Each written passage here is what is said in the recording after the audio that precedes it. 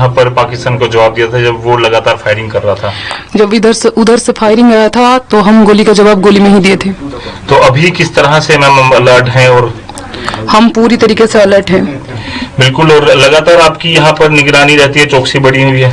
जी sir, रहता है निगरानी आगे की तरफ।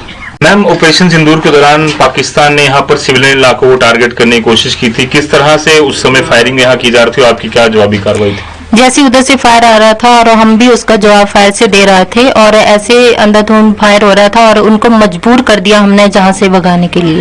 तो अभी किस तरह से आप अलर्ट हैं? कई सारी यहाँ पे यात्रा भी होने वाली है, अमरनाथ यात्रा, आप किस तरह से अलर्ट हैं? हम 24 घंटे अलर्ट है, जहां सुरक्षा कर रहे हैं, हम उनको निश्चिंत बोल रहे हैं कि अपनी यात्रा करें, हम उनके लिए अलर्ट है।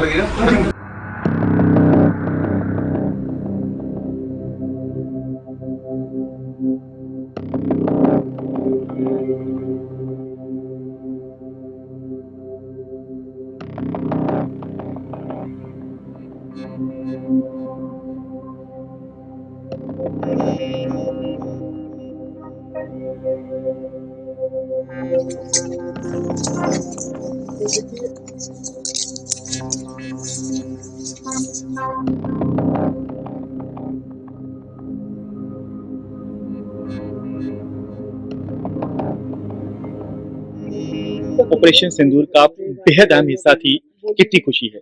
मुझे बहुत खुशी है और मैं खुद को खुशनसीब मानूंगी कि मैं इसका हिस्सा बनी और मुझे कंपनी कमांड करने का मौका मिला। चैलेंज क्या था आपके सामने ऑपरेशन सिंदूर के दौरान? चैलेंज नहीं कहूंगी, बट हाँ ये एहतियात रखना था कि मुझे अपने ट्रूप्स की भी सेफ्टी रखनी है और जवाब भी करारा देना है। आर्मी चीफ ने भी आपकी सराहना की है, पीएम मोदी ने भी तारीफ की है, आप तमाम महिला कमांडो की, बीएसएफ की, कैसे देखती हैं? मैं ये देखती हूँ कि ये कोऑर्डिनेटेड एफर्ट था जिसमें हर किसी ने अपना रोल निभाया है। हाँ, चेहरा मैं बनी, बट ये पूरी बटालियन, पूरी सेक्टर और पूरी बीएसएफ की अचीवमेंट है। सियालकोट, शकरगढ़, ये दो वो इलाके थे जो बदनाम थे आतंकियों के लॉन्चिंग पैड के लिए, ट्रेनिंग कैंप के लिए, तबाह कर दिए। जी, कितना नुकसान दुश्मन को पहुंचाया? काफी नुकसान पहुंचा, मैं नंबर्स नहीं कोट करूंगी, बट हाँ वो भागते हुए दिखे। क्या अभी सीमा पार कोई हलचल? नहीं। दुश्मन को क्या चेतावनी देंगी? कि बीएसएफ पूरी अलर्ट है और जब भी ऐसा एक्शन लिया जाएगा उनको जवाब जरूर मिलेगा। हमने देखा कि जैसे कि बार बार कहा जा रहा है कि ऑपरेशन सिंदूर अभी जारी है, ऐसे में हम देख रहे हैं कि बिल्कुल ग्राउंड जीरो पर आप लोग दोबारा पेट्रोलिंग कर रही हैं, रूटीन ड्यूटी दोबारा शुरू हो चुकी है। मैंने जैसे कि कहा कि BSF first line of defence है, ये हमारी डेली ड्यूटी में आता है कि हमें अपनी सरहदों की सुरक्षा रखनी है और किसी भी इलीगल एक्टिविटी को रोकना है, तो ये पेट्रोलिंग हमारा उसी ड्यूटी का हिस्सा है। आईबी पर चैलेंज रहता है ड्रोन टनल? जी रहता, लेकिन उसके लिए भी प्रॉपर एक्शंस लिए जा रहे हैं। क्या कोई विशेष ऑपरेशन, एंटी टनल ऑपरेशन चलाया जा रहा है? जी चलते हैं। देशवासियों को क्या संदेश देंगी? बीएसएफ आपके लिए हमेशा अलर्ट है और यूं ही हम अपनी जिम्मेदारी निभाते रहेंगे। ऑपरेशन सिंदूर का आप हिस्सा बनी, एक सिंदूर की कीमत क्या होती है बतौर महिला, आपसे बेहतर कोई नहीं समझता, इस ऑपरेशन को कैसे देखती हैं आप? जी सर, ये ऑपरेशन को हम देखते हैं एक करारा जवाब उनको दिया गया है हमारी तरफ से, बीएसएफ की तरफ से। आतंकियों के लॉन्च पैड ट्रेनिंग कैंप को तबाह कर दिया आपने? जी सर। मुंहतोड़ जवाब दिया? जी, मुंहतोड़ जवाब दिया उनको। गोली का जवाब गोले से दिया? जी सर।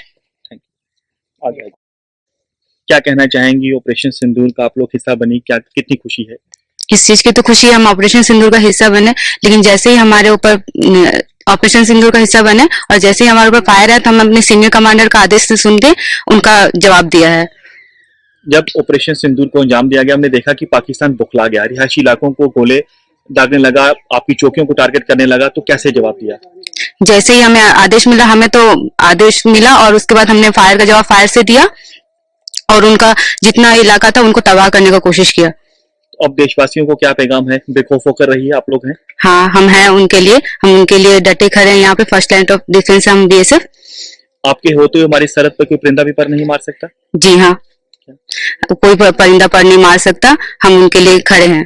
गर्मी बेहद ज्यादा है, आपके लिए गर्मी सर्दी कोई मायने नहीं है? नहीं, हम अपने देशवासियों की रक्षा के लिए यहाँ पे खड़े हैं, चाहे धूप छाव कुछ भी हो, आंधी तूफान कोई कुछ मायने भी नहीं। कोई नहीं।